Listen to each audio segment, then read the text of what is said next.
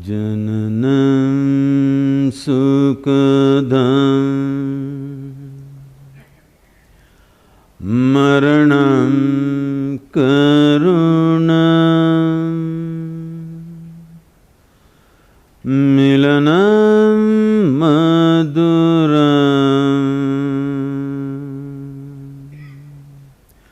smaranam karunam kalavashadiha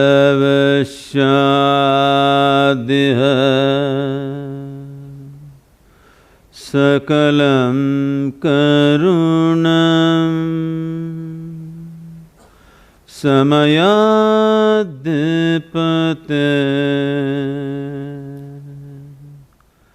akilam karunam.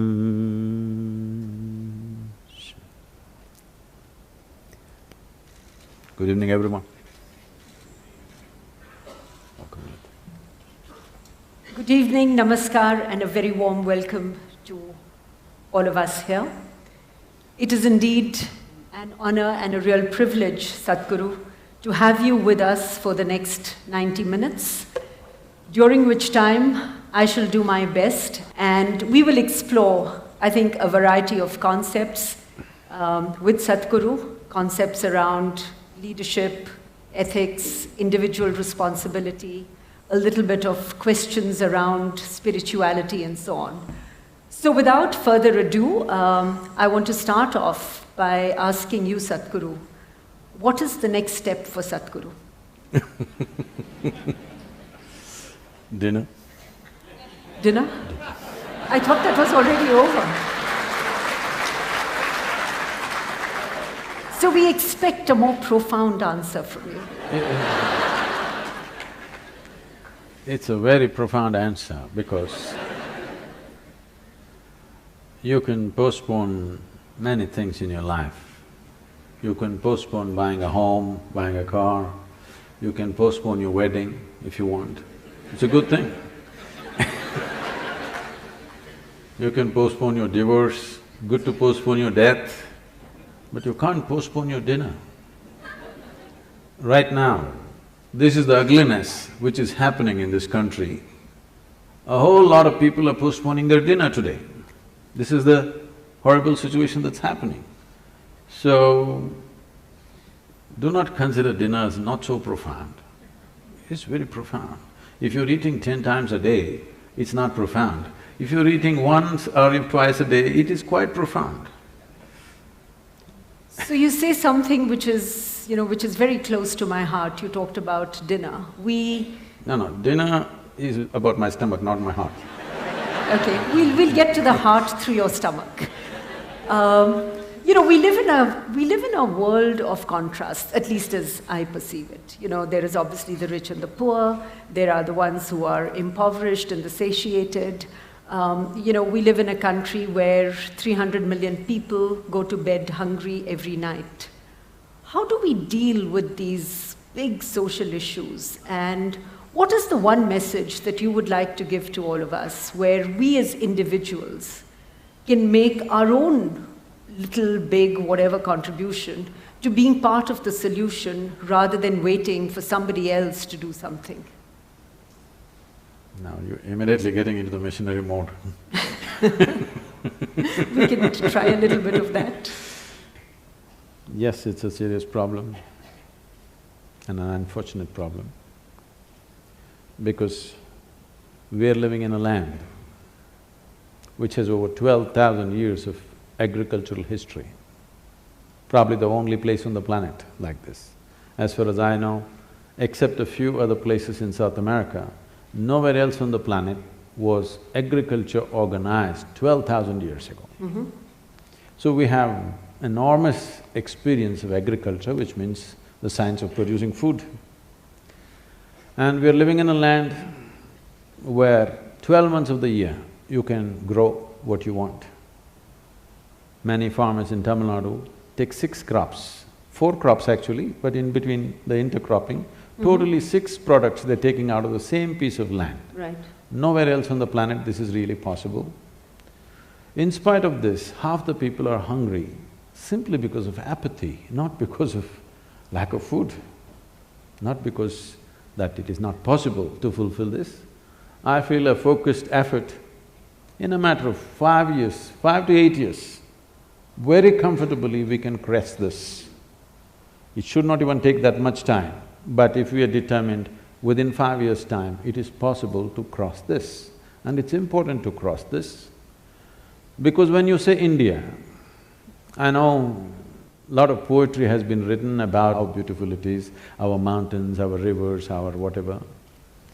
But for 1.25 billion people, you neither have enough mountains, nor rivers, nor land, not even a piece of sky, believe me. The only thing that you have is people. If these people are well-nourished, competent, inspired, this can be the greatest miracle. But right now, 60% of India's population, even their skeletal system has not grown to full size. Or in other words, we are producing a totally underdeveloped humanity. If your body does not grow to its full size, neither will your brains. There's medical evidence to show that first 4 years of your life, if you did not get the necessary nourishment, your brain is approximately 60% of what it should be. Right. So with half-brained people, the next generation, what nation are you going to build? You're going to be a big disaster. If you don't fix nourishment, we are going to be an enormous disaster. It's waiting, it's a silent bomb. It doesn't make noise. Very quietly, it's going to implode upon us. So this is something that has to be fixed on a war footing, must be. So what is the role? I know all of us as individuals have a role to play. We are all part of a corporate, an academic institution, part of a community and a society. So what do you believe is the responsibility? I'm not talking about corporate social responsibility. I'm simply talking about corporate responsibility when it comes to being part of fixing some of the problems that you've just spoken about.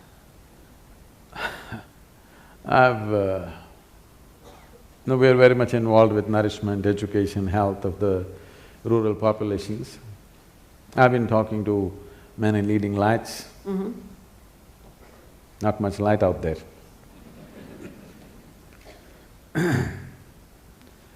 Whenever I speak to a lot of people, not all of them, many of them, if I tell them, you know, we're planting 114 million trees, you could do something, they'll tell me a very passionate story, how his wife or his mother has a trust where she planted 108 trees around their factory, and how they have grown, how beautiful they are and how they're enjoying it. In all this passion, I just, okay, what's there to say?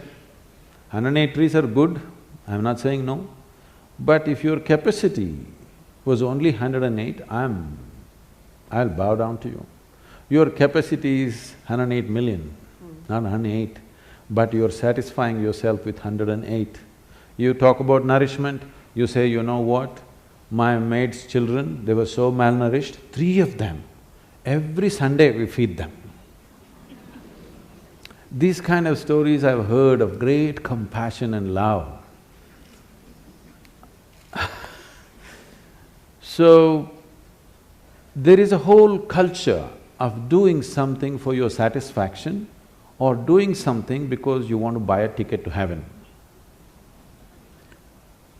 I want people to come to a place where you being fulfilled should happen within you.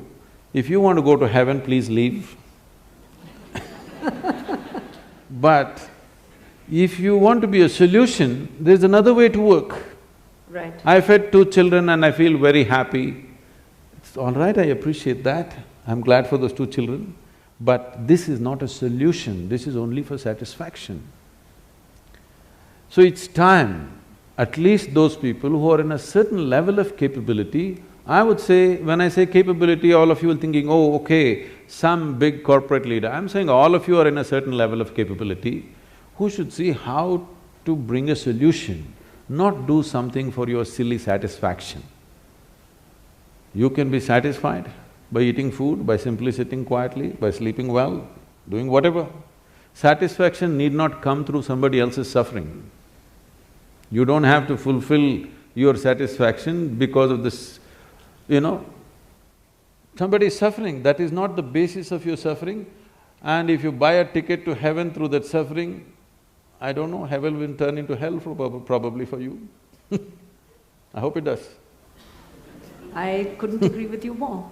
So I want to explore two or three other dimensions that you spoke about. You spoke about capacity, you spoke about leadership. So talk to us a little bit about what you see as, who are leaders and what is leadership? Is there a difference? Is it… I know there's a lot of talk about leadership and wanting to become leaders. I don't think anybody should try to become a leader. It's quite obscene that I want to become a leader, that means all of you should be what? I don't know. I don't know what you would like to call yourself. It's not about you wanting to become a leader or someone wanting to become a leader. Because of a certain thing that you have done within yourself, or a certain level of observation, or a certain intelligence, or a certain experience, you are able to see something that most people are not able to see. The moment you're able to see something, then people will naturally look up to you as a leader because you're seeing something that they cannot see. And if you become a leader, there are many ways to become a leader. You can get elected, you can get selected, you can work it, you can pull other people down and become a leader, or simply people will rise you as a leader because they see that either you're able to see something or you're able to do something which they themselves cannot do. I feel this is the way leadership should happen, if you want to call it that someone is able to see something and do something that others cannot do, so everybody wishes he must take charge of the situation because naturally he will be able to do something that the others will not be able to do. So what is the quality of leadership? Leadership means once you sit on a perch, you better see clearer than others, otherwise you'll make a ridiculous fool of yourself. There's a whole, in the nation certain things have been happening. Right. Somebody sits on a perch and he doesn't see any better than you, he looks like a fool immediately. So, it is not about you wanting to sit on the perch, you wanting to see something must get you to the perch.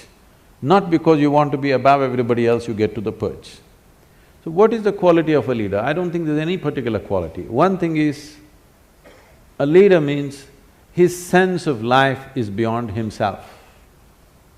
It's not about… his sense of identity is beyond himself.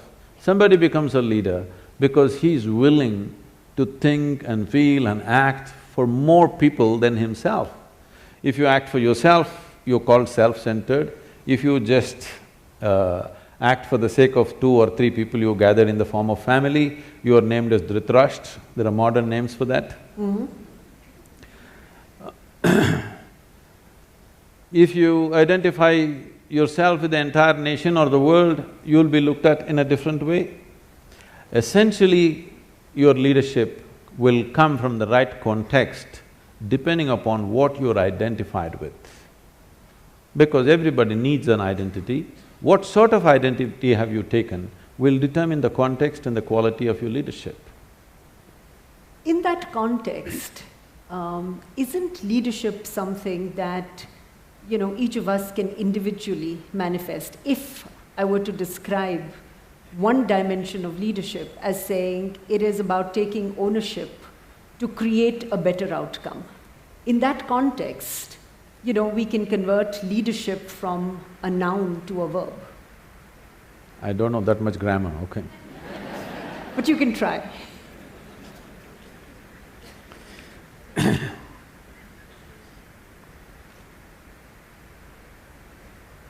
See, whatever we do, every human activity, the purpose of an activity is to produce something.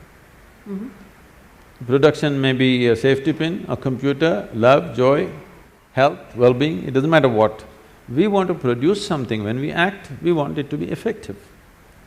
How small an act or how big an act is not the important. We want something to happen effectively, which means it's a question of efficiency, it's a question of with how little, how much more you could do. That's what makes you… Because all of us have the same amount of time in a day. People always tell me, Sadhguru, you had such a long day. I said, unfortunately, there's no long day, God, they give me only 24 hours. I would like to bargain for more, but it's not happening. You can make it more by increasing your efficiency, the way you function, including people as a part of yourself, where other people will function as a part of you so that you don't have to bother about so many things around you. In this sense, you can enhance what you do. But time-wise, all of us have the same time, we can't help it. Right. So, how much can you produce, in how little time, in how little material is the question.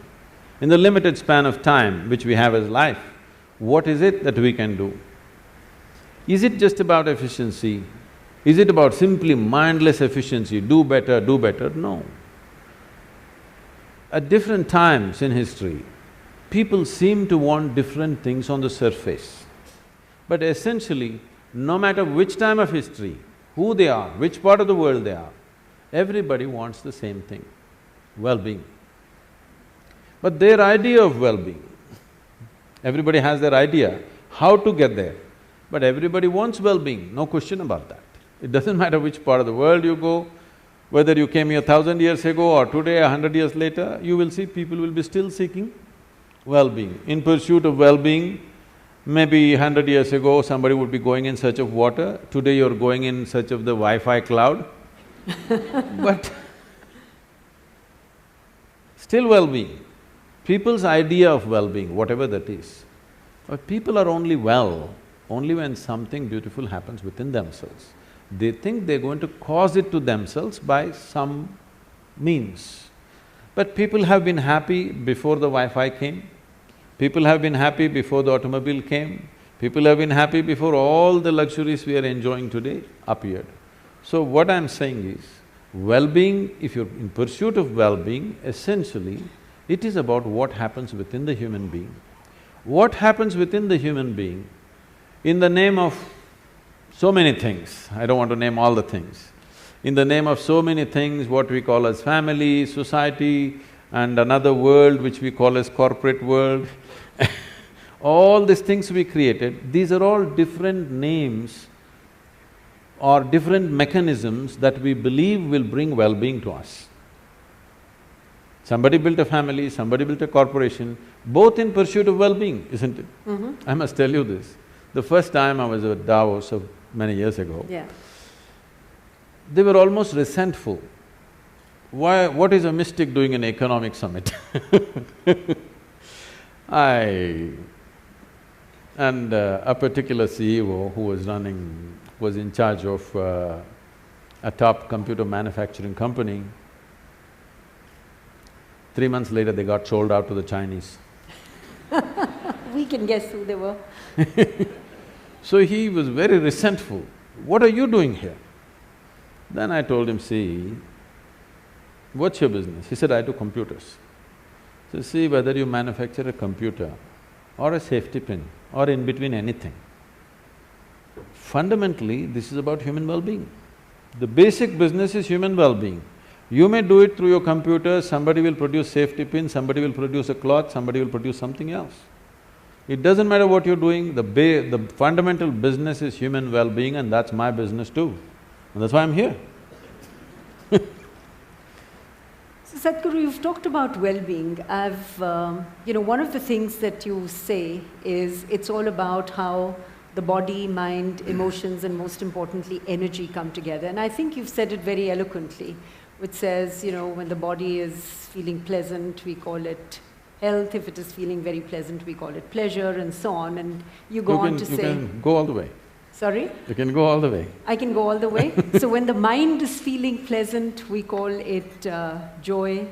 When it is feeling very pleasant, we call it peace. When the When the emotion is feeling pleasant, we call it love. When it is feeling very pleasant, we call it compassion. When the energy is feeling pleasant, we call it bliss. And when it is very pleasant, we call it ecstasy. You're a very ecstasy. good student.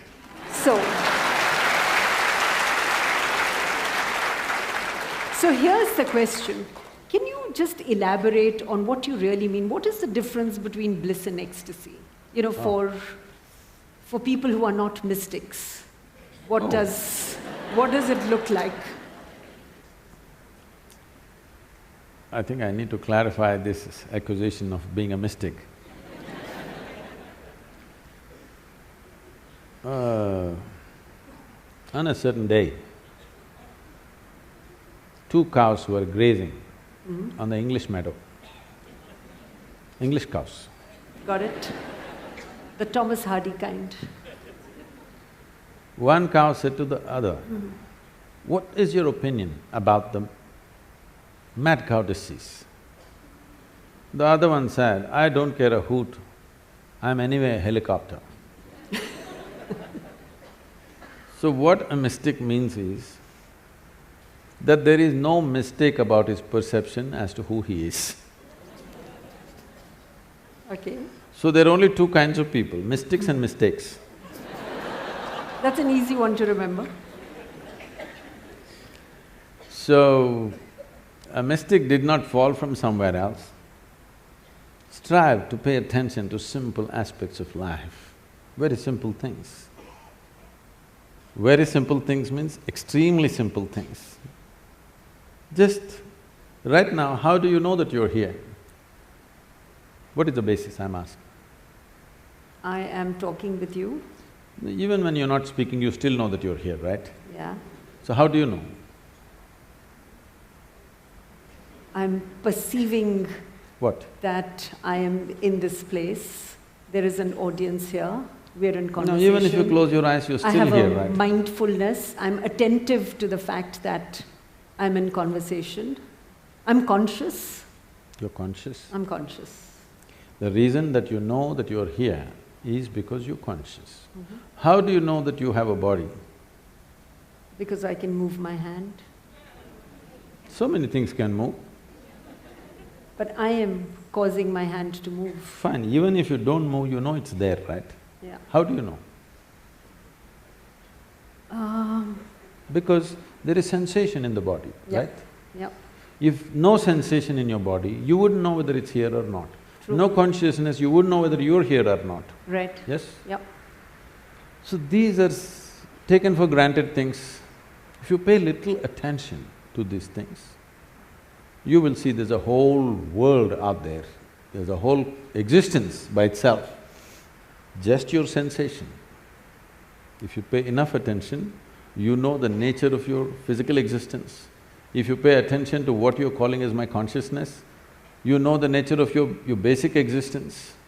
Once you know the nature of your existence, that is when you can use this gadget well. I'm calling this a gadget because human mechanism is the most sophisticated mechanism on the planet.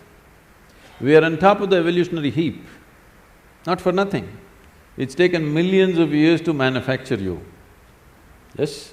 Yep. Not a simple process. An enormous process has happened to get you to this level of neurological sensitivity, sensations, awareness, everything. So these are the keys of your existence. But everybody is reading a book or they're looking at the cosmos through their iPhone. Nobody's paying attention to this because this is the basis of your existence. Only if you know this, you can employ this to its fullest capability. Even if you take your cell phone, the more you know about it, the better you can use it, isn't it? Right. The same with this. So what this whole unnecessarily exaggeration is not the word, unnecessarily decorated thing about self-realization means is, you know more about this or you know everything that's worth knowing about this. That means you can use this whichever way you want. If you want to sit still here for the rest of your life, you can sit. If you want to jump out and be active, you can do. If you want to do this and that together, you can do. Whatever you want, you can do because you know the mechanism fully, in its entirety, not just the physicality of it, but its entirety. So if you know this, suppose your body happens as per your instruction, your mind happens as per your instruction, your life energies happen as per your instruction, how will you keep it? Pleasant or unpleasant? Pleasant. Pleasant. At least for yourself, highest level of pleasantness.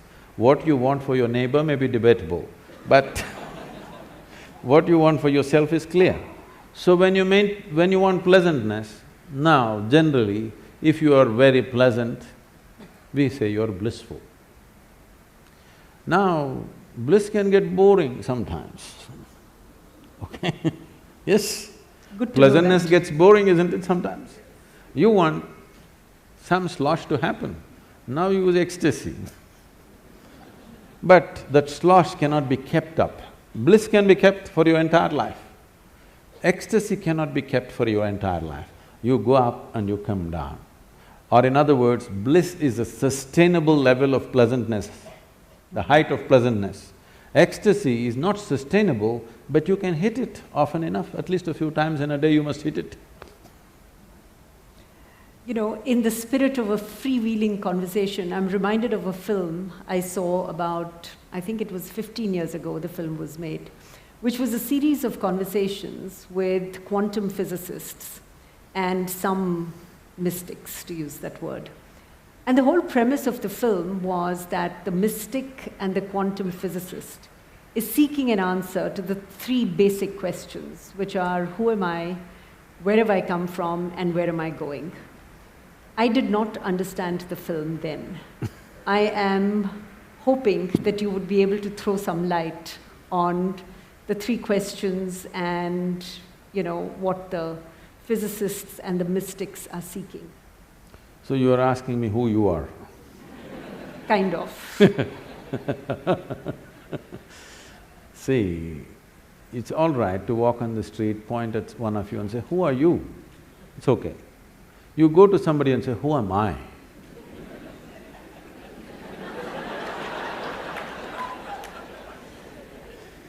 This happened in the Cincinnati airport. People had lined up to check in at the check-in counter. One man came briskly, jumped the line, went straight to the counter and thrust his ticket. The lady at the counter said, sir, there is a line, please. She said, no, I'm in a hurry. Well, she said, everybody's in a hurry, you're all getting on the same plane, so please stand in the line. Then he raised his voice, do you know who I am? She looked at him, promptly picked up the microphone and said, there is a man here who does not know who he is, can somebody help him?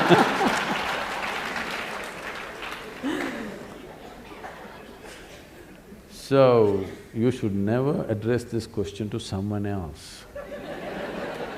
All these so-called whatever, I don't know, I don't want to make comments, they all picked it up because that Ramana Maharshi's book, I think, became famous in California, okay? Everywhere you go, everybody's talking, who am I, who are you? Who am I is a question that should be addressed within you, digging every time you ask it, digging it deeper and deeper and deeper into yourself. You never go and ask somebody, who am I? That smacks of something else. I was teaching a program in Los Angeles, and this is maybe 150, 200 people. Half of them are all Hollywood types, and a whole lot of them look alike, many especially women, not because they're sisters, because they have the same doctor.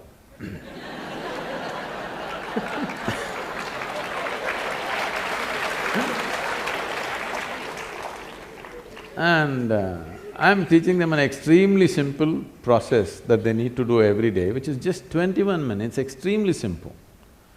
Just that. They're saying, Sadhguru, you're teaching us all these things. But Ramana Maharshi said, you don't have to do anything. Oh, Ramana came all this way from Tiruvannamalai. I said, yes, he is absolutely correct. You don't have to do anything. And he did nothing. He simply sat in one place like this, 14 years. Rats came and bit into his thighs, festering wounds, worms came out of it, but he did nothing, simply sat. Said, you people are made like this, if a mosquito bites you, you'll call 911. You don't talk about doing nothing. Ramana talks about doing nothing, leave that, that's not your business. You are made like this, you don't talk about doing nothing. Ramana talked about, who am I, who am I? You never utter this to anybody. Don't ever go on… please all of you, don't go somewhere and ask someone, who am I? You can ask them, who are you? So, who am I is not even a question that you need to articulate. When I just said, the more you know about it, the better you can exist here. Not necessarily… don't always think about a human being like he's some kind of a machine, how much he has to produce, there's no such thing. But how he exists is important. When you sit here, how are you within yourself is important. What you wear may be socially important. What you drive may be important somewhere else. What kind of home you live in may be important for some other reason. But existentially, there's only one thing important. How are you within yourself? Are you pleasant or unpleasant every moment of your life? In 24 hours, how many moments of pleasantness, how many moments of unpleasantness, and how much support does it need to keep you pleasant? That's a question. Right now, in pursuit of human well-being, we've ripped the planet apart and still well-being is not happening. Comfort has happened, convenience has happened, well-being for sure has not happened, isn't it? As a generation of people, we are the most comfortable generation ever. Never before anybody could even imagine these things. But we cannot say we are the most joyful or blissful or ecstatic generation, no. Are we worse than others? I don't believe so. Every generation, same nonsense. Some people lived fantastic within themselves, others went through all the nonsense they had to go through. This is not because of what's happening to them. See, there are two kinds of suffering. Physical pain can happen to you because somebody may cause something to you, somebody is no food, you're in a war zone or somebody is poking you. I'm asking all of you, in the last 25 years, how many times it happened to you, somebody took a knife and poked you? For most of you, it didn't happen. Maybe when you're in your school, somebody poked you with a pin at the most, or you were not even worth that, nobody poked you. They simply poked fun. Huh? They simply poked fun at you. Physically, how many times suffering entered you from outside? Very, very minimal. Rest is all self-help. You know, in Tamil Nadu, the government has a scheme, Namaka Name. Namake Nave, it means. That means people are on self-help, busy, causing suffering to themselves daily. Sit, stand, whatever happens. So you will see people, most of them are driving their dream machines on Bangalore streets, all right? How many are driving joyfully? If the traffic light takes 10 more seconds, they're freaking in their dream machine. Is it not a blessing that you bought this dream machine after working for whatever number of years? Why don't you… the traffic is making sure you stay in your dream machine for a little longer, what's your problem?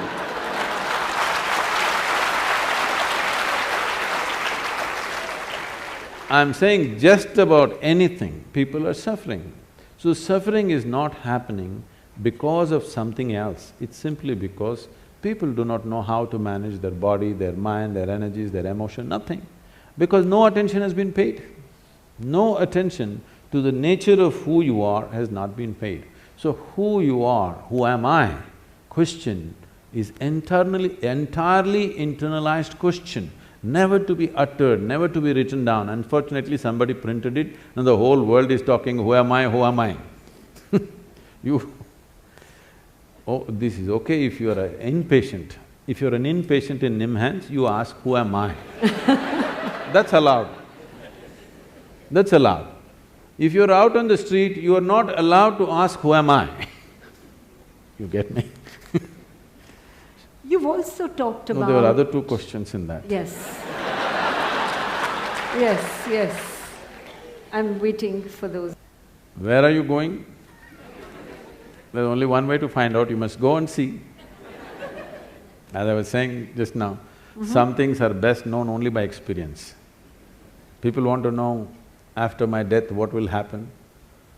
I tell them, you must know by experience. Are you ready? No, then don't worry, wait. Where did I come from? See, essentially what you're asking is, all three questions put together, you're asking, what is the nature of my existence? Yes. Am I this body? Am I this? Am I that? What am I? What is the nature? Because whichever way you look at it, you can prove I'm that. Because for everything there is some substance. You can prove yourself to a woman, you say, I'm not this, I'm a human being, you can say, I'm just a piece of life, you can say, I'm God, somebody may think you're something else, doesn't matter, but for everything there is some substance. So you can argue for it, but that's not the point. Really, what is the nature of your existence? Don't take this as some kind of a great philosophical or spiritual question, please see it as a practical thing. If you want to know how to use this camera well, the more you know about it, the better it is. You agree with me? Hello? Yes. Similarly, if you want to use this human being properly, the more you know about it, the better it is. So self-realization is a very practical thing, not an esoteric thing. What you think is esoteric is all the things that you don't have an understanding of. You want to make it esoteric or you want to make it mystical. Let's understand this word mysticism or mystical. Anything that you don't understand will look mystical to you, isn't it? Suppose you don't know what's electricity, you have no concept of that. Now, I press something here, boom, lights come on. Very mystical for you, isn't it? See, if I just had a light bulb 1,000 years ago, I could have claimed I'm God and it would have worked. Came too late, you know.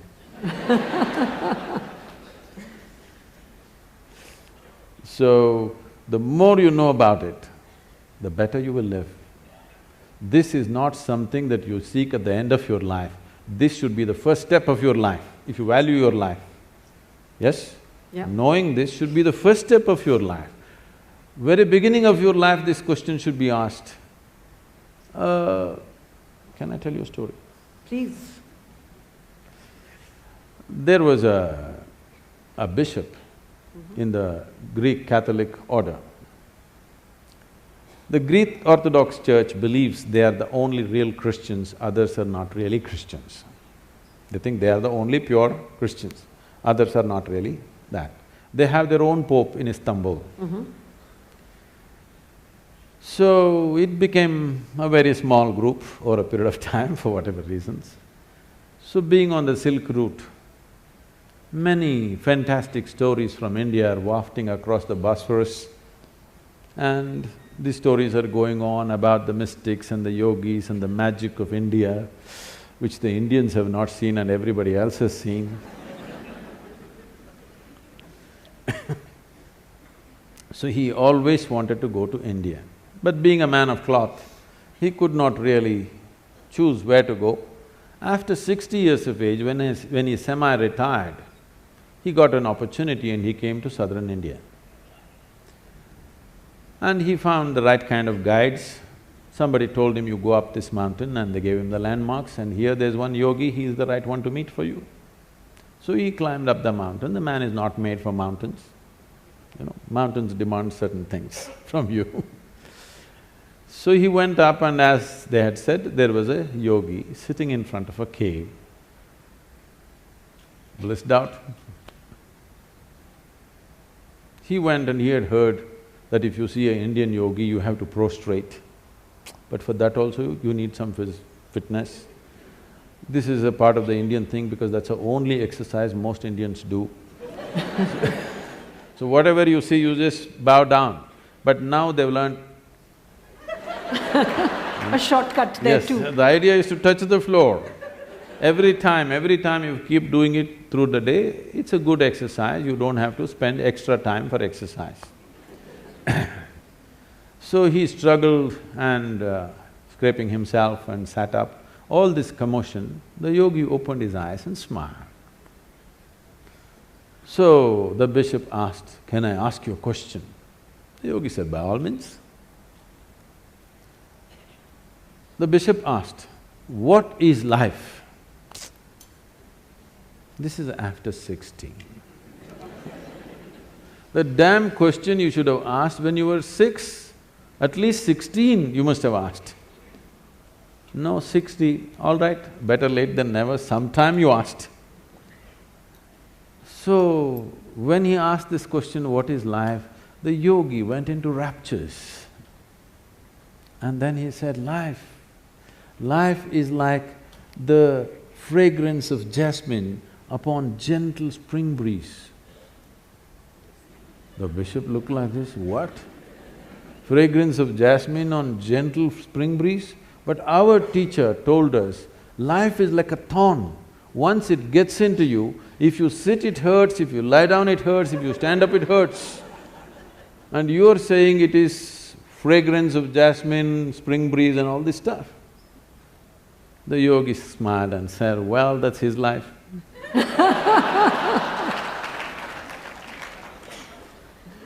So, we have never paid attention to the most important dimension of who you are. And you do not know life any other way than the way it happens within you. Right. Yes? Right. You are the only doorway to the existence for yourself. Absolutely. You can only experience through this mechanism and no other way. Yep. If you don't know this, what the hell are you doing here? And just because you know this, people label you as a mystic, as this, as that, and many people mispronounce it as a mistake, you know. So one of the other things that you've talked about is, the mind, and these are my words or what I've understood of what you've said, what the mind believes, the heart follows. What is in the mind is in the heart. In a sense, if I've got it right, unless I've got it wrong. Because when you say that there is no difference between, my mind is saying this, but my heart is saying something else. You're talking about a metaphoric heart or your heart? I am talking about metaphoric, I'm not talking about… Okay, not the I'm pump. talking about metaphoric heart, not the heart that is, simply pumping.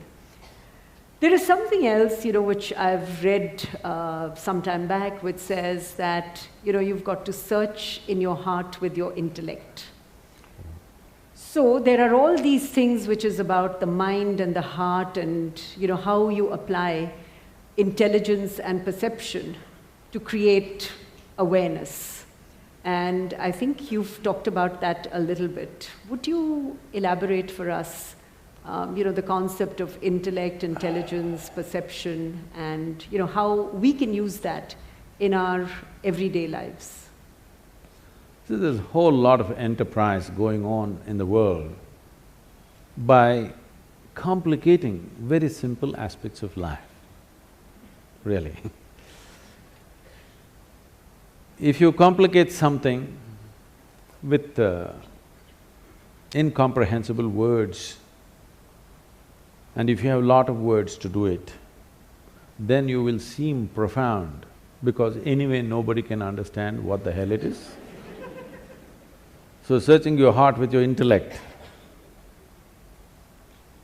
the thing that you're referring to as your heart is generally the emotional side of you. So you're separating what is thought and what is emotion. Let me ask you a simple question. If you look at yourself carefully in your day-to-day activity, you will notice this.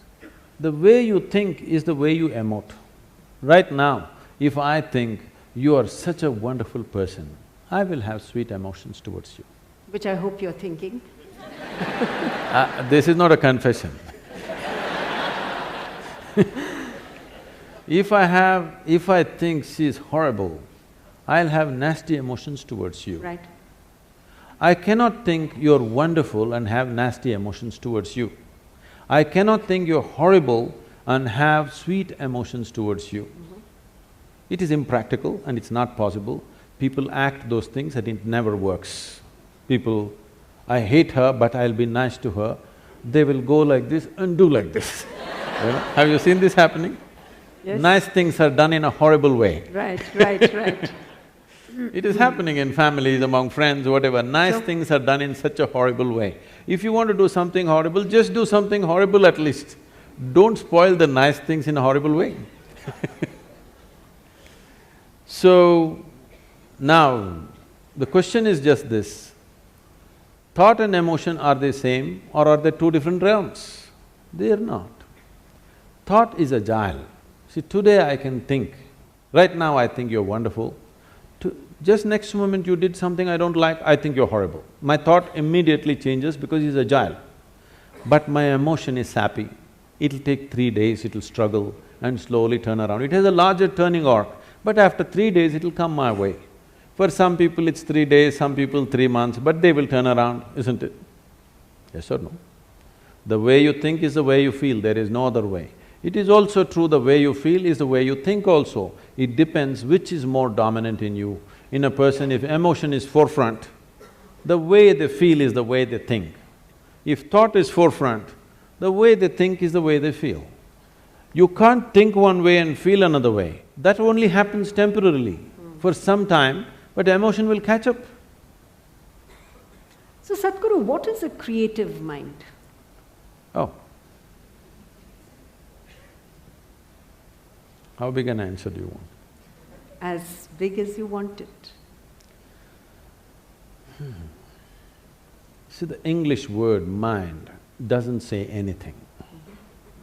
Because it's just one generic word which does not describe different dimensions of what the mind is. Mind is not just one something sitting here and doing something, okay? There is really no such thing as mind. In the yogic culture, there is no mind. There is a physical body, there is a mental body. Because what you're calling as mind right now is a certain combination of memory and intelligence. There is memory in your body, more memory in your body than you can imagine. If I have to get at you again, it's okay, I'm picking on you, okay? You definitely don't remember how your great-great-great-great-great-grandmother looked like, but her nose is sitting on your face right now. Yes? Yes. You don't remember a thing consciously, but your body remembers 100%. How 10 generations ago your grandmother was, your body still remembers. 1,000,000 years ago how your forefathers were, your body remembers, isn't it? It's not forgotten and it's not going to forget. Your mind is not capable of this kind of memory. Your body has 1,000,000,000,000 times more memory than your so-called brain. This whole shift towards the brain and intellectual process is a European malice. They gave too much significance to thought. This has happened because they lived under a subjugated society, religiously subjugated society where you're not supposed to think anything except what's written in some book, otherwise you're dead. They lived like this for a long time. Because of this, when they got little freedom to think and manage to live, they started celebrating their thought too much. Let's understand the context of thought. You can only think from the data that you already have gathered. That means you can never think anything new. You can recycle it, you can rehash it, you can produce permutations and combinations of it, but you cannot think something absolutely new. It is not in the nature of the thought to come up with something new. It can only recycle the past. That means if you dedicate yourself to your thought process, if you enshrine your thought process, you're ensuring nothing new ever happens in your life.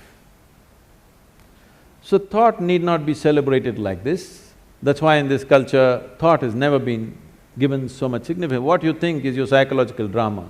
We don't think much about that because it's your drama. Your drama is important for you, somebody else's drama is important for them. Everybody thinks their drama is the most important drama in the universe.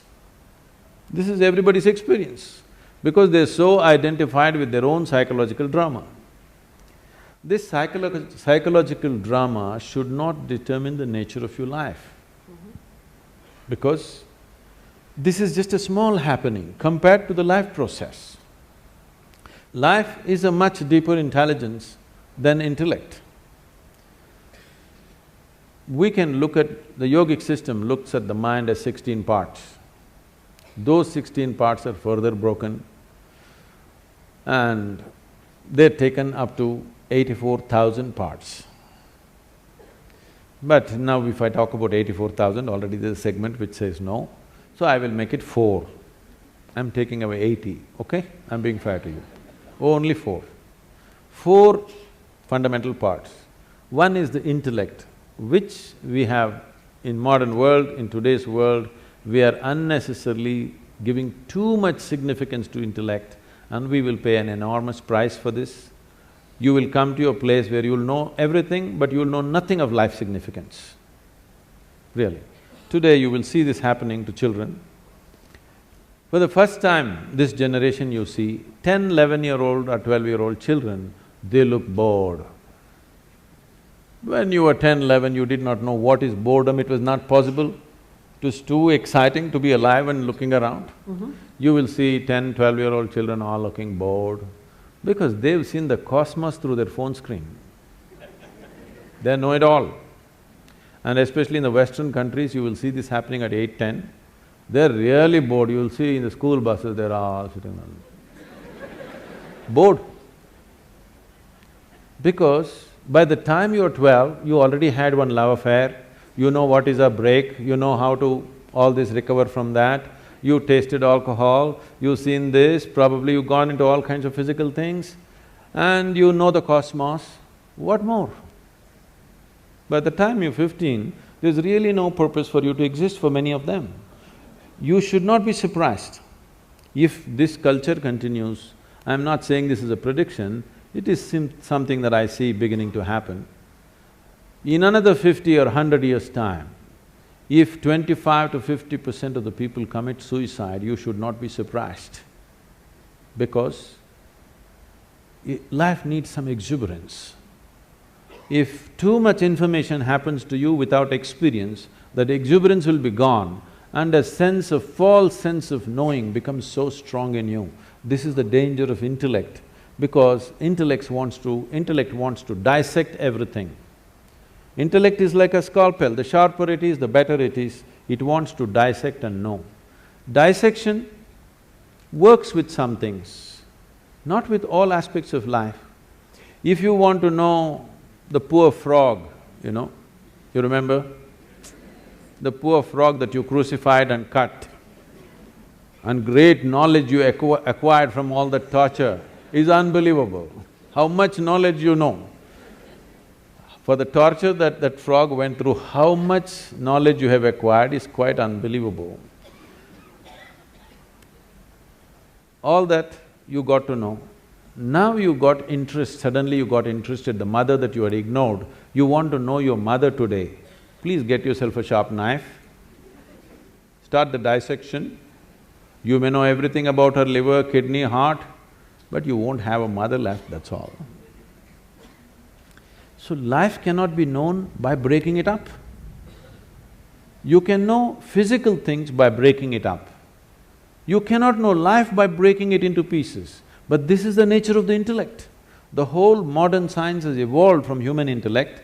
Because it's produced technological benefits, you can't argue against it, because people, yeah. They think they're scientists, they know nothing about science. They're just enjoying their iPhone. They think they're scientists because they can do this. No, technology is fine, it's brought much comfort and convenience, but it will not bring life to us. So intellect is like this. Intellect will be useful only depending upon what it is identified with and what is held, what holds this, how steadily. So the next dimension of the mind, the first one is called as buddhi, which is the intellect, the second one is called as ahankara. Ahankara does not mean ego, this, that, it means the identity. Whatever you identified with, your intellect functions only around that. Simple, if you just identify with a nation, if you say, I'm an Indian, everything Indian looks beautiful. If you cross the border and you say you're something else, all that looks beautiful. So whatever you identified with, it's only with that the intellect functions. So ahankara is the identity. How consciously and how steadily your ahankara has been created will determine the effectiveness of your intellect. Just because it's sharp, it does not mean it'll be effective, because Sharp intellect or a sharp knife can cause any amount of damage to you. If you have a sharp knife and you don't have a steady hand, you will cut yourself all over the place. That's all that's happening. Human suffering is just this. You don't know how to hold this intellect in your hand properly. Every day you're cutting yourself. All suffering is on self-help because your own mind causing this to you all the time. No matter what happens, people suffer, whichever way they suffer, because they don't know how to hold this intellect. If you had the mind of an earthworm, you would be quite peaceful. Yes? You're trying to do it in so many ways to reduce the sharpness of the intellect by drink, by drug, by overeating, by doing all kinds of things somehow to take away the sharpness because the damn thing hurts. It hurts not because that's its nature, it hurts because you do not know how to hold it. The next dimension of the mind is called as manas, which is a huge volume of memory. It is not here or there, entire body carries memory. So, manomaya kosha, this is called a huge sack of memory. This memory is in various stacks, we'll not go into all these details considering some people have said a clear no. They don't want to have a mind, I'm sorry, they don't want to know anything about the mind. So the fourth dimension of the mind is called as chitta. Chitta means it's pure intelligence. It is unsullied by memory. It has no trace of any kind of memory, it's just pure intelligence. If you touch this, then you have access to what you're referring to as the source of creation, because all kinds of things might have been fed to you. God is this, God is love, God is compassion, God is kind, whatever. Somebody come, stand on the edge of this stage, say all the prayer you want to say and fall. Let me see whether compassion happens to you or a cracked bone happens to you. I would like to check, all right? All these things have been made up because whatever somebody is deprived of, they will attribute that quality to their idea of God. Your ideas of God have come only because you do not know how this whole creation happened. Because you don't have an answer, you made it up. Because you're a human being, you said a big human being is sitting up there.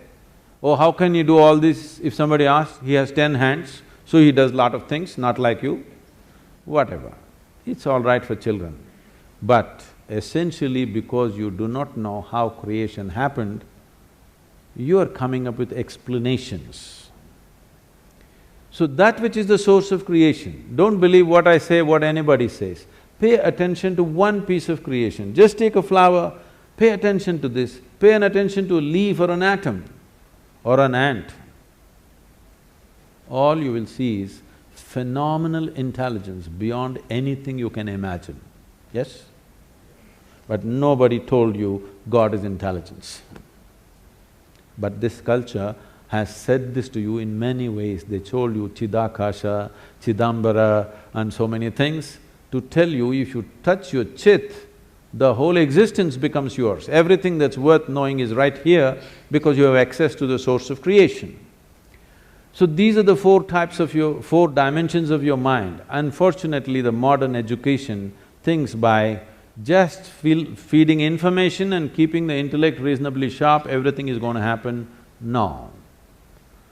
You will rip this planet apart looking for well-being.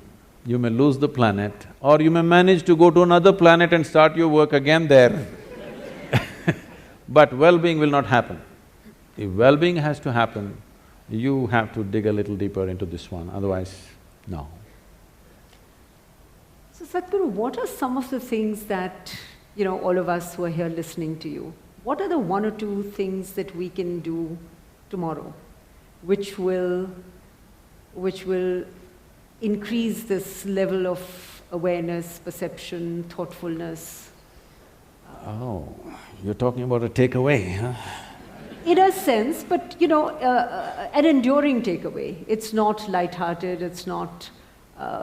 because we've heard a lot, and I'm sitting here and saying, okay, so what do I do differently tomorrow? let's say to learn ABC, the 26 alphabets, at least if you learn the Indian languages, you know 54, whatever, 26 alphabets. How long did you take to learn to write them properly in their proper order and use them whichever way you want? How long did you take? Oh, I'm still at it. A long time. At least 3-4 years minimum. Yeah. To learn to make sentences and use the way you want, maybe you took 12-15 years Much of education. longer than that, yes.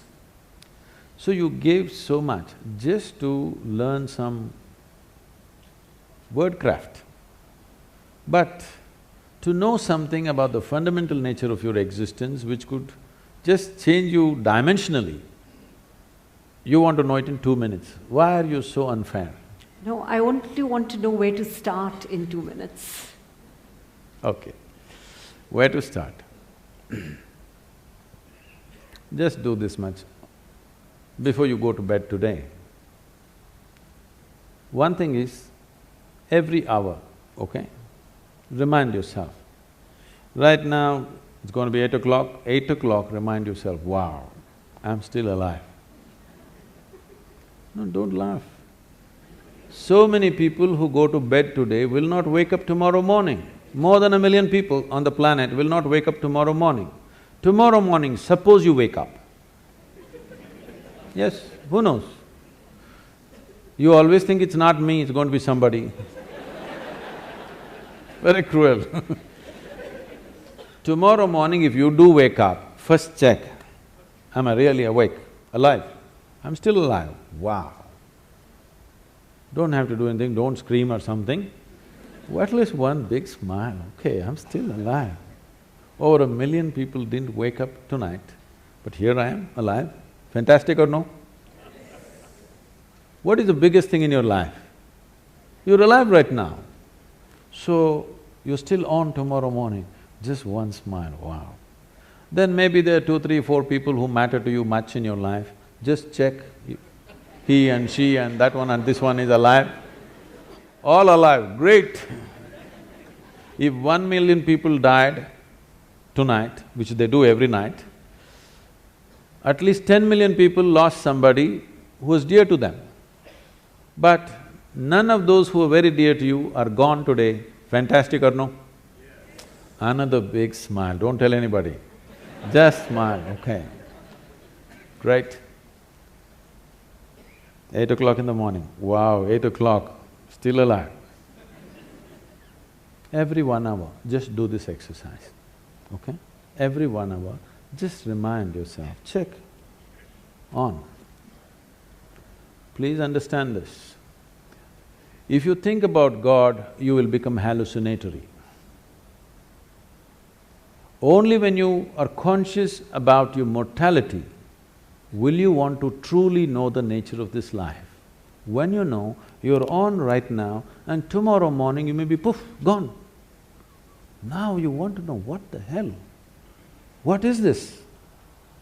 I'm real right now, but tomorrow morning, gone.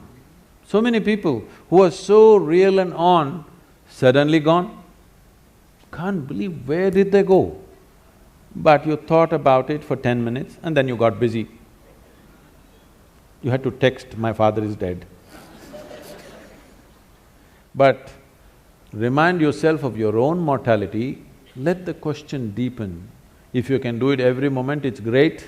If you cannot, at least once an hour, remind yourself that you're mortal. You're not immortal, you're mortal. If you know that you're mortal, suddenly you will see in a few days you have no time to do any nonsense which doesn't mean anything to you. You will do only what really matters to your life. You have no time to do any rubbish with anybody. You will have time only to do the best things that you want to do, what you truly care to do in your life, and nothing other than that. And that's what you should be doing because it's a very limited amount of time.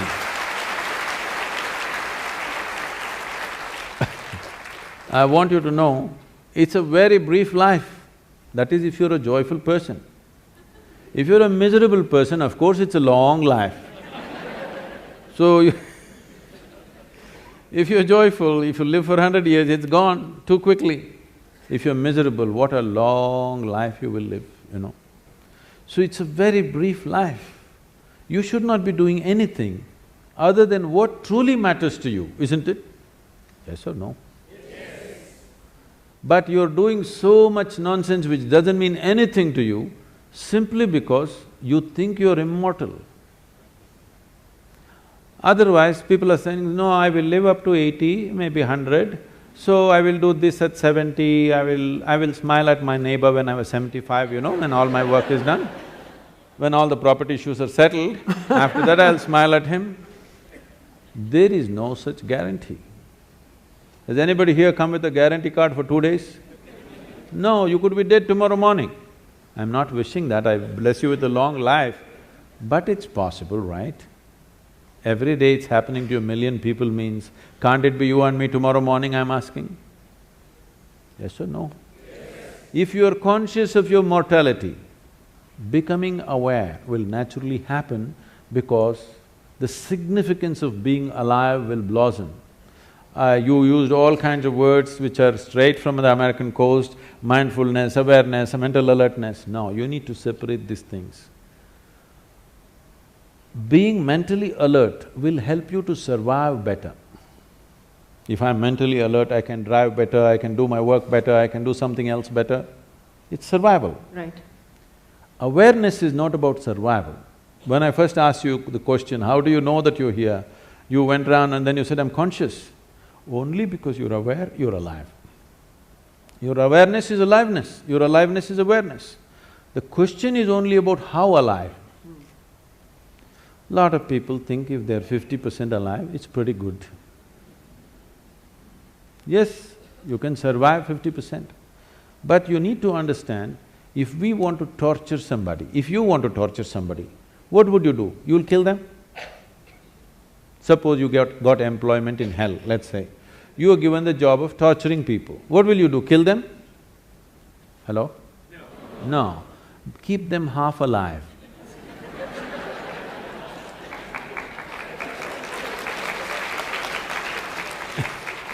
If you keep them half alive, that's called torture.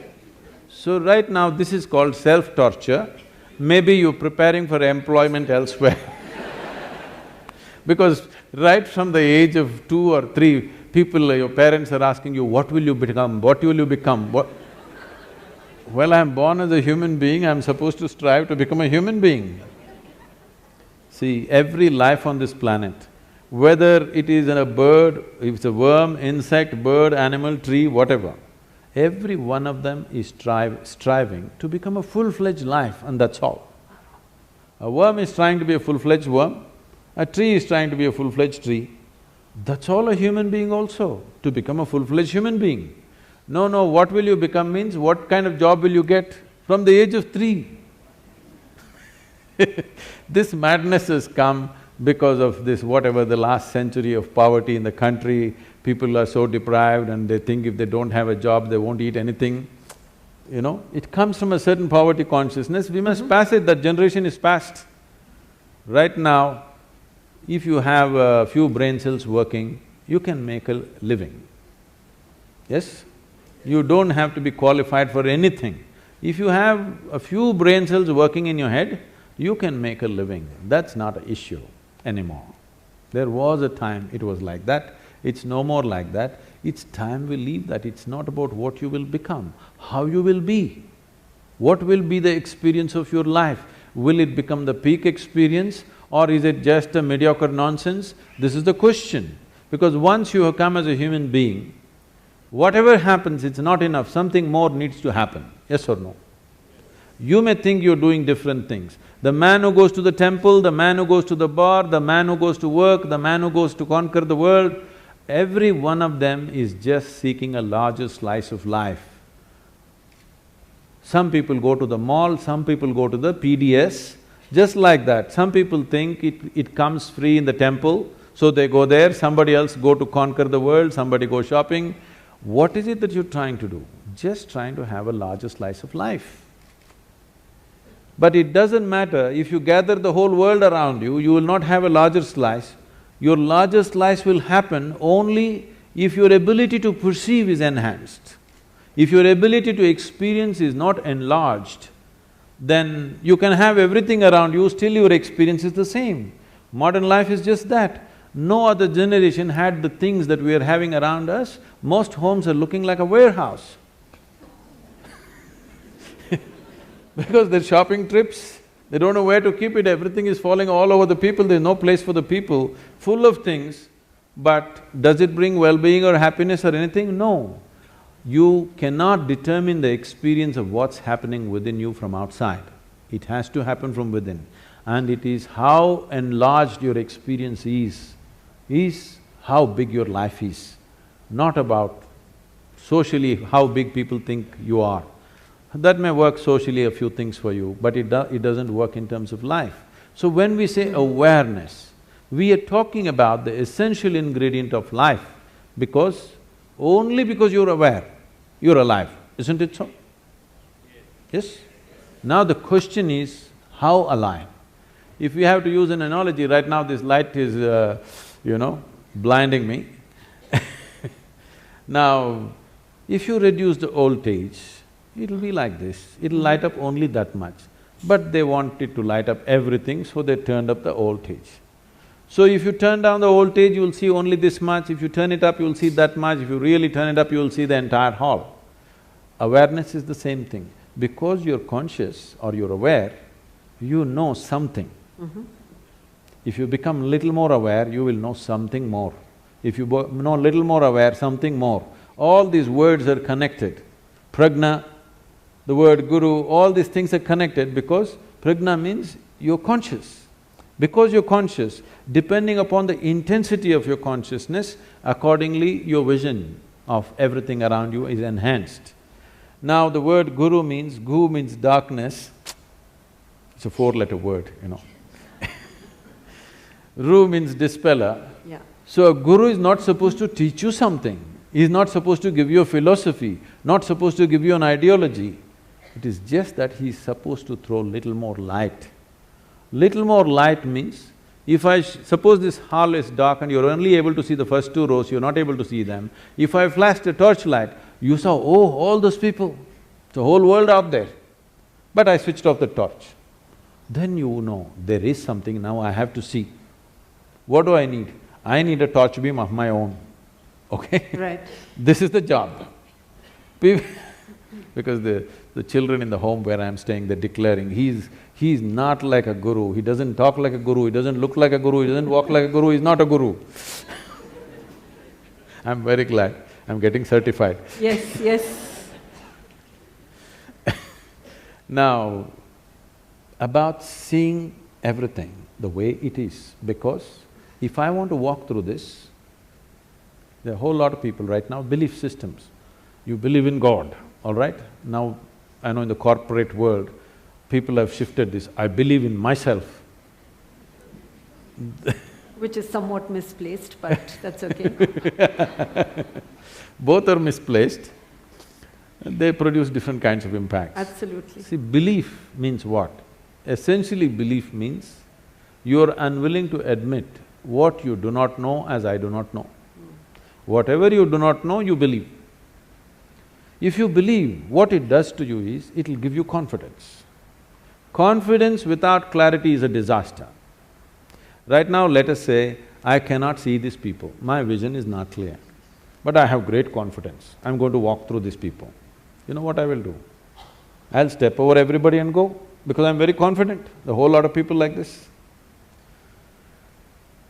If my vision is clear, I will go through this without even touching anybody. If my vision is not clear and I have no confidence, I will ask, please can somebody show me the way?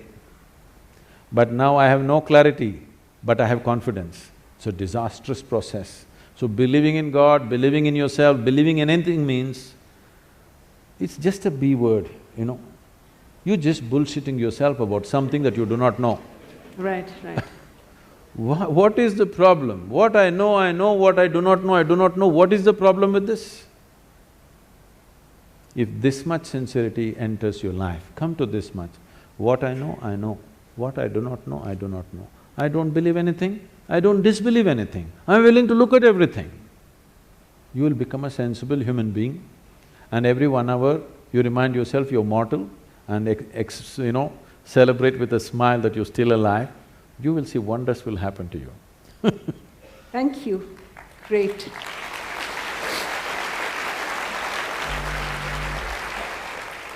So even a free-flowing… It's 8 o'clock. No. We have more time. We have more time. I was just going to say… I'm not saying that, it's 8 o'clock. You're still alive. Wow! We are all alive. That's the collective celebration. Okay, so even a free-flowing conversation is limited by time.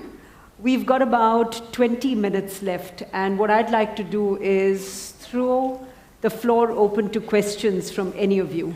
My question is directed, very simple. I learned a simple process which says that, whenever doubt arises in our life, doubt the doubt. And whenever trust arises, trust the trust. So that helped me a lot in terms of my… So your question would be? My question is now… Yes. The ultimate, next step we are saying, the ultimate is the final step. I would like to ask is dissolution, or what we call moksha. That is one area which, I don't know how to take a, step forward. I don't know whether my question is clear. You want to dissolve? Okay. That is the ultimate, process. You need a barrel of sulfuric acid. Please sit down. Okay, can we have… No, we'll answer that question. Yeah. Should we take 1 or 2 other questions, if you're okay with that? But you won't get this kind of a question. Okay, we won't get this. All right. All right. The reason why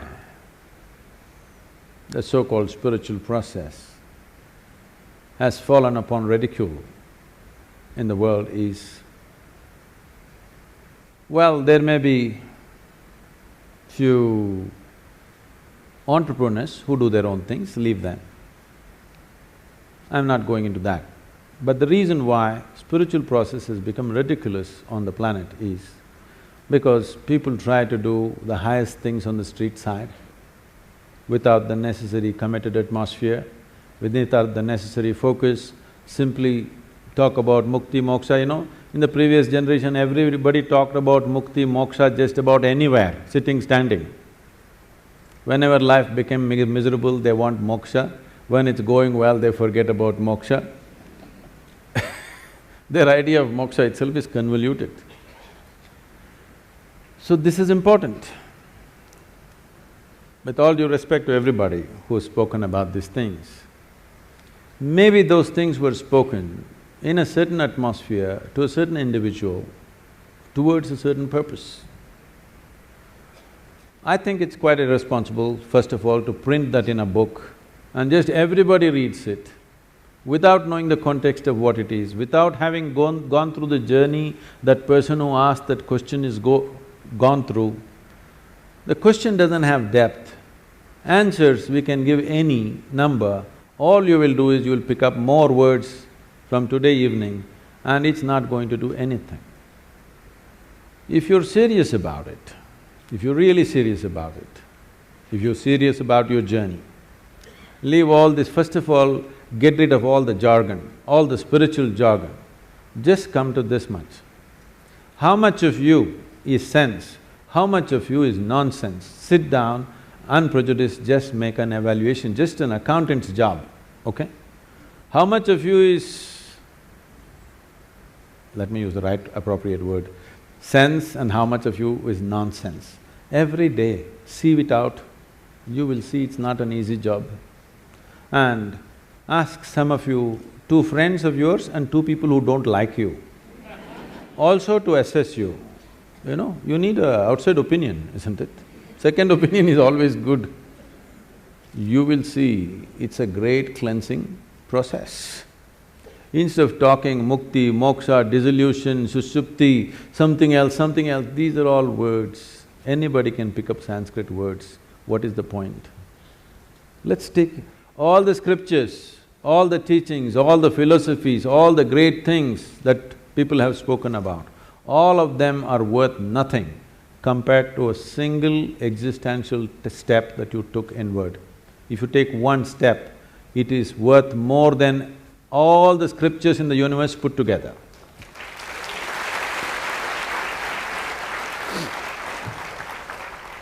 Sadhguru, Namaste.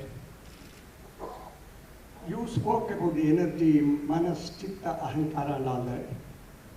The existence of all these is the basic, that is the body. And the body is the composition of the Panchabhutas. Each one has got his own energies. Would you kindly throw light on those 5 energies which is making us here, speaking, listening to you and all that, please?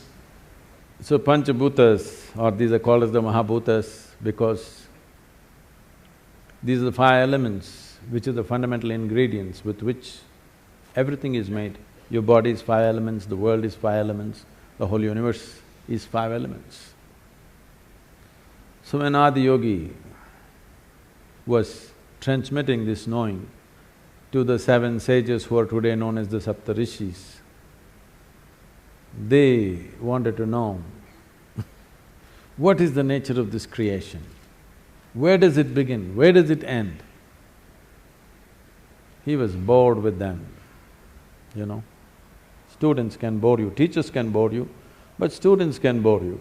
They don't understand that. He was just bored with them. He said, all your great cosmos that you're talking about, how big it is, where it begins, where it ends, I can roll it all up and pack it into a mustard seed. That's efficient packing. Corporate, I think. Nano.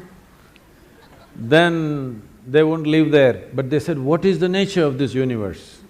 By now he was too bored. He didn't want to waste his words. He simply said, just 5. You just have to know 5, that's all. Not 5 million, just 5. Just see with 5 ingredients, how much mischief. Look at the variety that's happened in the universe. The size and the variety and the immensity of what's happened, just with 5. Incredible or not? Out of this 5, these 4 come from one. The other 4, what you know as… sir, can you tell me? In what… in Kannada I'm not able to get the names. Anyway, earth, water, fire, air and space. So these 5 elements are in a certain composition in different aspects of life.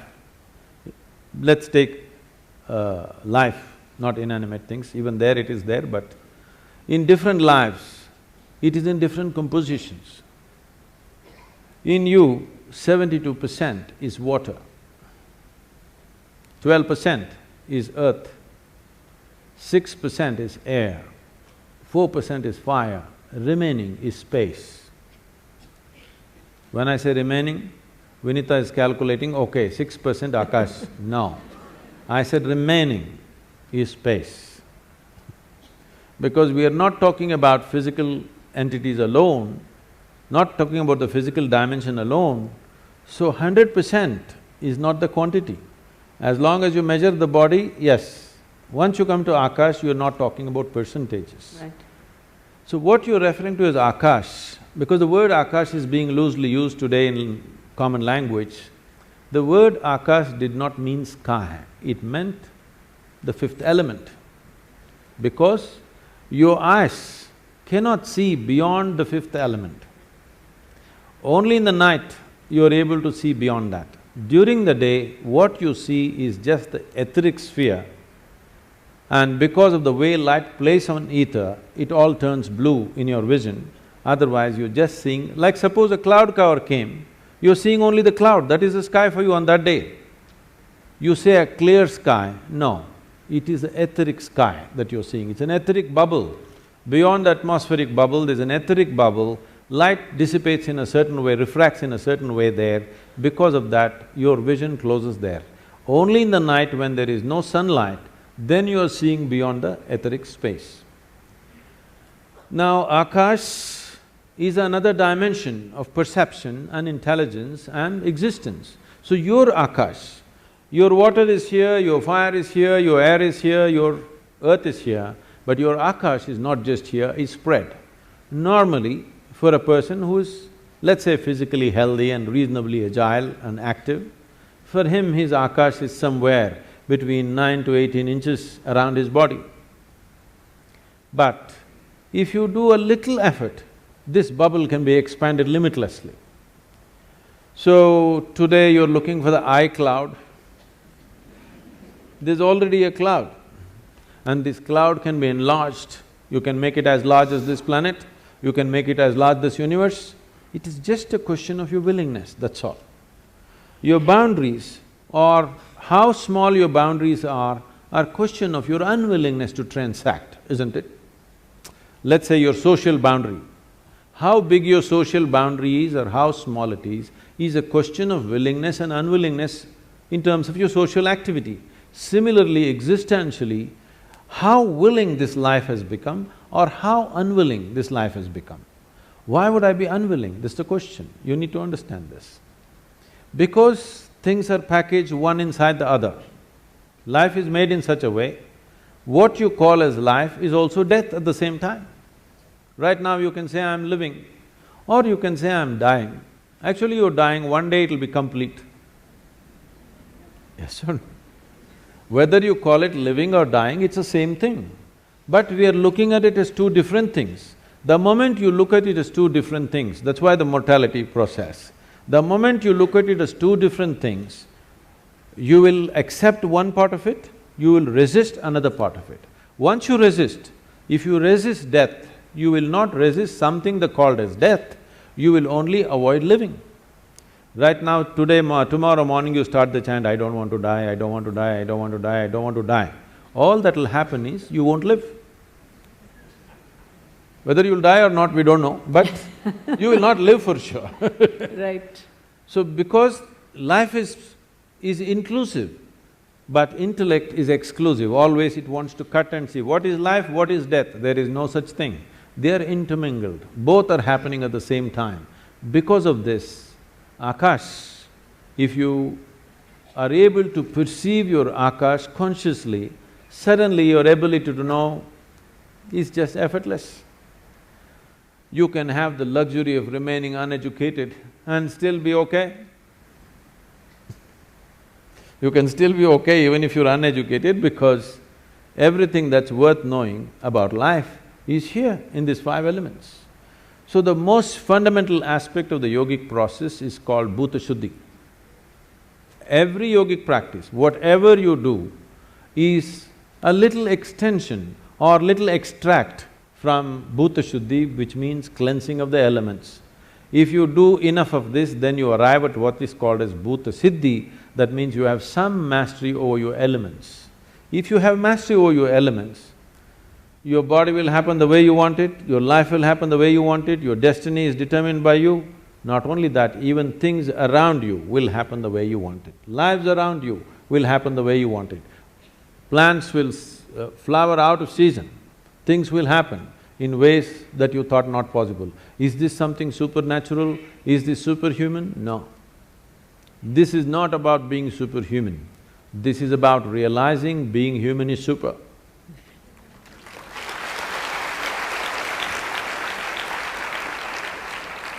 And the nature of the five elements, what they are, how they function, an enormous amount of study and science and experiential dimensions to it has been done in this land. Unfortunately, we are ignoring all that and trying to handle everything on the chemical level for health and well-being, which is a very, unfortunately, very rudimentary way of handling life. When we see all this whole way of treating human beings with chemicals and stuff has become relevant only because we are overpopulated and too crowded and all this. If you were little more spread out, if you lived in your own land, if you lived in the jungle, you most probably did not get any infectious diseases, okay? Only for infectious diseases, chemical warfare is okay. But for chronic ailments, it's something that happening because you lost fundamental balance. One most fundamental thing is, if one of the elements is not in tune, this will do horrible things to you. So one simple way is, in this culture they taught you, if you have to eat your food, first you bow down to it. You are not saying thank you to any god, okay? Please don't do this. If at all, if you want to thank somebody, thank that poor farmer who doesn't eat what he grows and gives it to you. We are not thanking any gods, we are not looking up and saying thanks for the daily bread, whatever. We are just bowing down to the food because we know how you treat the food, accordingly it behaves within you. Today there is enormous amount of study which shows, for example, water. This water has enormous memory.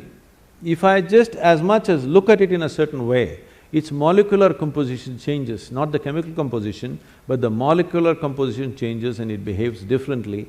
Lot of experimentation has happened about this, and today they've come up with something called imploding water, where some of you might have experienced this. Suppose you went to a waterfall and the water that is falling with great force, if you touch the water, it feels silky. Have you ever noticed this? Yes? If it goes down 2 miles and then touch it, it won't feel like that. Only there it feels silky because the water is imploding into itself. Now they've created imploding machines, you can implode the water and you feed this water to your plants. With 10% of irrigation, you can get the same results, simply because the water is imploded. These imploding machines which were made in UK, we are kind of getting them for the local farmers, so that the water is imploded. With minimal water you can grow the same crops, because just changing the molecular composition changes so much. We have always known this. This is why do you think people go to a temple and they're dying for the 2 drops of water? Because the water is supposed to have the memory of the divine, supposed to be in touch with the deity, and there is supposed to be memory, and you take it and it's supposed to work. If this whole science is managed properly, but today we don't know how it is in most of the places, but the possibility of changing how the water behaves within you just by treating it differently. Before drinking, just bow down to the water, don't see it as a commodity, it's not a commodity. It is life-making ingredient.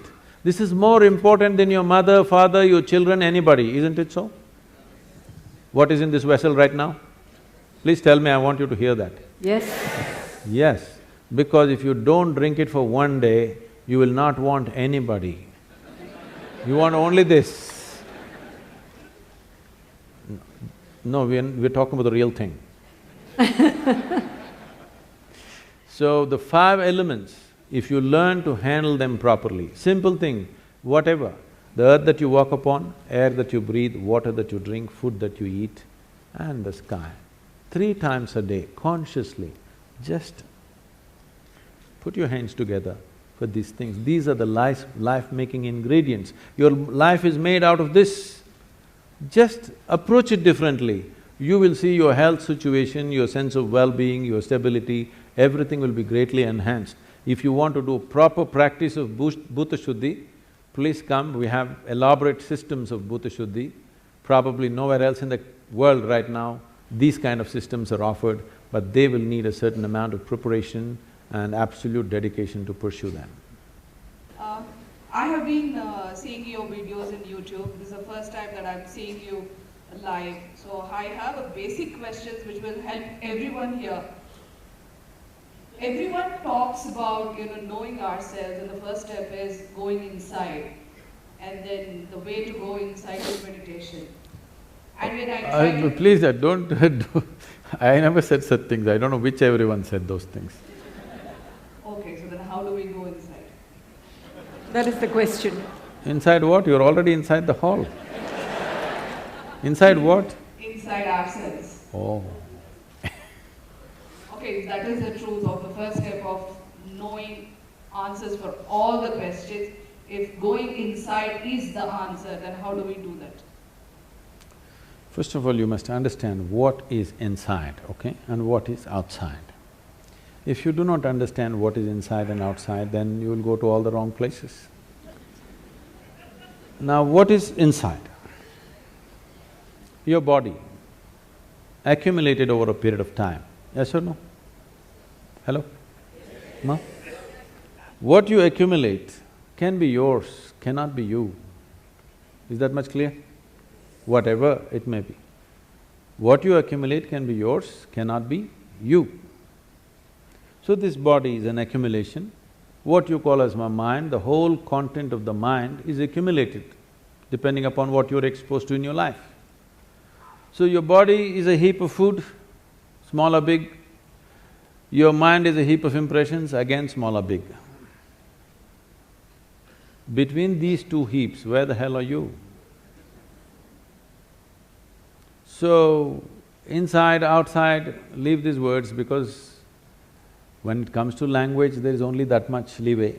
So within that, maybe different people are trying to use it in different ways. We don't know in what context they used.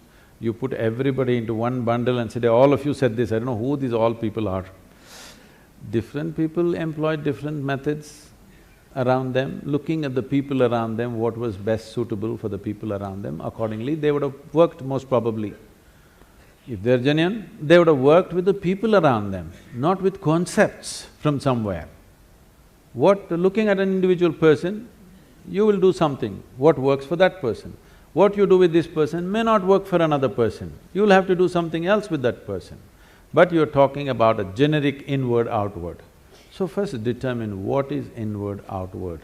Everything is outward right now. The world is outside, body is also external material, all the material in the mind also is external. So what is this inward you're talking about? Then you will immediately say, Atma, Paramatma, soul, this one. Now you're going into belief system. You don't know. You know you have a body, yes? Hello? Yes. Please check your neighbors. You know you have a body. You believe you have a mind. But to some extent you know. But rest is belief. Yes or no? Yes. I'm not questioning whether it's true or false, let's not go there at all. But it's belief, it's not yet in your experience. If you talk about something which is not yet in your experience, to put it bluntly, you're just a bloody liar. That's what it means. But because lies are holy, lies are written in scriptures, lies are repeated by all kinds of people who are dressed in different ways, which are supposed to be holy though ridiculous. Because of this, you're not supposed to question these words. Anywhere you go, first thing is people say, Sadhguru, what about the soul? Then ask them, which soul, right or left?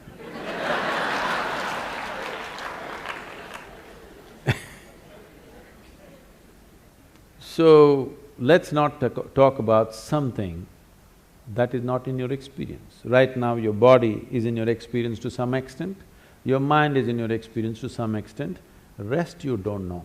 But we can infer.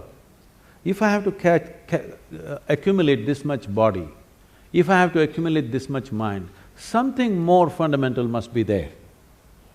Yes? Something more fundamental must be there. We don't know what the hell it is. For now, we will call it you. How you will go into yourself? I'm asking. You can go into this hall, you can go out of this hall.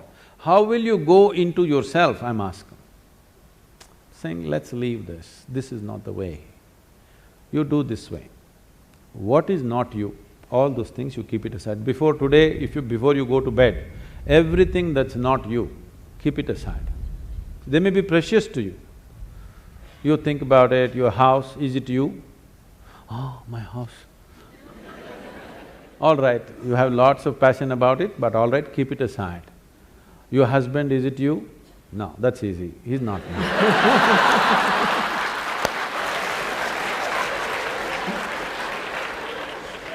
My children, are they me? Oh, little difficulty, but no, they're not me. They're beginning to tell you, if they're 12, they've already told you. So the clothes that you wear, is that you? No. The body that you wear, is that you? No. All these thoughts and emotion, is this you? No. Everything that's not you, keep it in one heap. Not physically, just do this mentally. keep everything aside. Let me see. Every day you practice this. One day when you successfully keep everything aside that you are not, what you are will be there.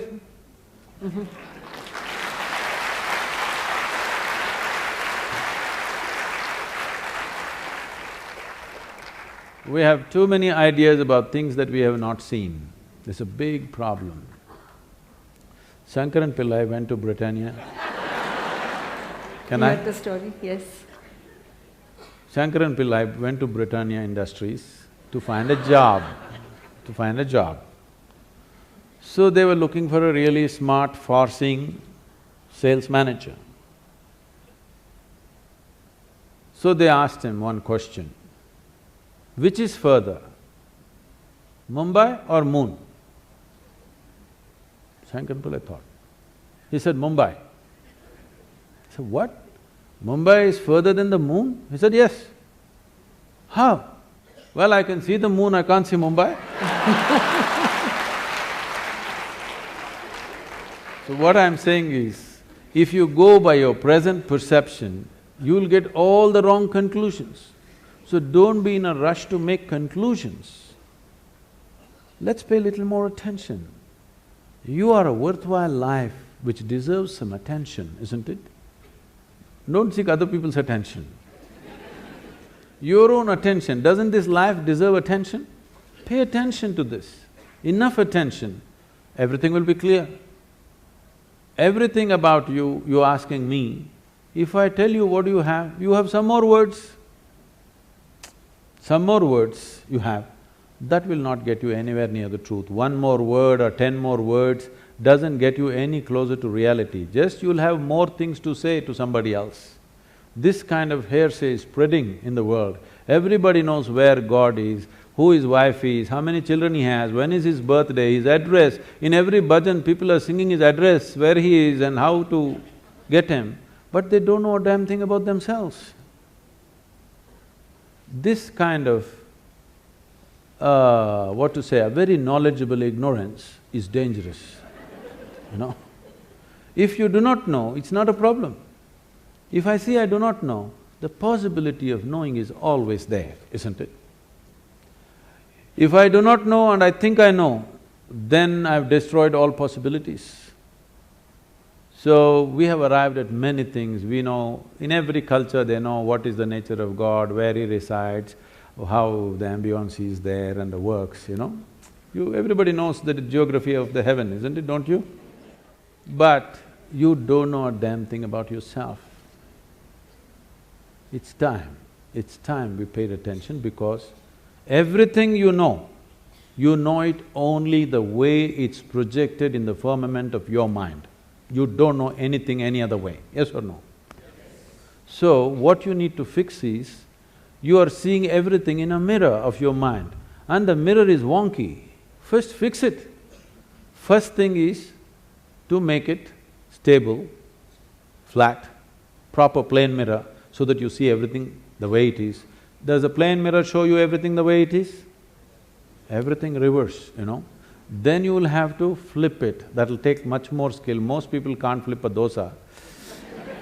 Now, to flip the whole universe, the whole life that is reflecting in your mind, to flip it over without shattering it into pieces will take much more, but the first thing is to level out the mirror so that it shows you everything the way it is, not some other way. Right now, everything is seen depending upon how you're identified with something. Every identity has distorted the mirror of your mind, and it shows you things in completely different way than the way it is. First thing is, stop talking about things that you do not know. No soul, no Atman, no Paramatman, no God, no divine, no heaven. Talk about something that you know, and then the longing to take the next step will become strong. Otherwise, when you know the geography of the heaven, what is the need to pay attention to anything? It's very dangerous. Thank you very much for being here. Thank you very much. Thank you. Thank you, Sadhguru. Take one row for you. Thank you. Thank you. Thank you. Thank you very much.